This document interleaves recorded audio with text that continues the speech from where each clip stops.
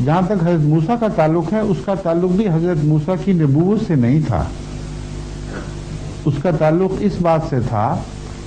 کہ فرعین مصر جو حضرت موسیٰ کے زمانے میں حاکم تھے ان کی ہکسوس کے ساتھ جو پہلے 200 سال یا 300 سال فرعونوں کو نکال کر مصر کے حاکم بنے تھے، ان سے ان کی بڑی دشمنیاں تھیں،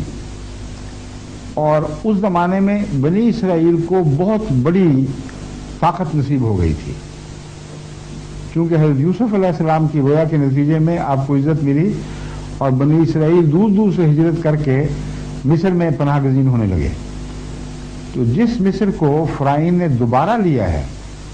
اس میں اسرائیل کی ایک بڑی طاقت تھی جس کو وہ توڑنا چاہتے تھے، اسی لیے ان سے پتھیروں کے کام لیے گئے، ان کو ذلیل رسوا کیا گیا، ان سے بیگاریں لی گئیں، اور پھر یہاں تک فیصلے ہوئے کہ ان کے لڑکوں کو مار دیا جائے اور عورتوں کو زندہ رکھا جائے۔ یہ مراد نہیں تھی کہ مردوں کو مار دیا جائے، سب کو ایک سزا کا طریق تھا کہ تمہاری آئندہ نسلیں بیکار اور کمزور ہو جائیں۔ اس موقع پر حضرت موسیٰ کا تو وہم و گمان بھی کسی کو نہیں تھا کہ آپ نے بڑے ہو کے نبی بننا ہے۔ حضرت موسیٰ کی ماں کو وحی ہوئی تھی،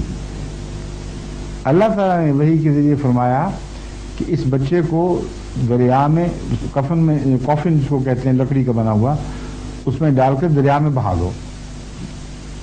اور ہم اس کی حفاظت کا انتظام کریں گے، اسے واپس تیرے پاس لے آئیں گے۔ جب یہ لمبا واقعہ ہے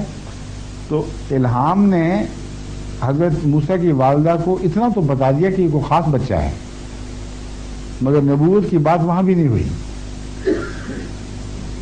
پھر وہ فرعون کے محلوں میں پلے ہیں، اگر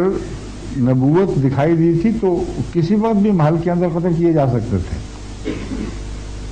جب آپ نے دعویٰ کیا تب پتہ چلا۔ اسی طرح حضرت عیسیٰ علیہ السلام نے جب تک نبوت کا دعویٰ نہیں فرمایا اس وقت تک قوم ان کی مخالف نہیں ہوئی۔ کیا شدہ حقیقت ہے، سمجھ گیا؟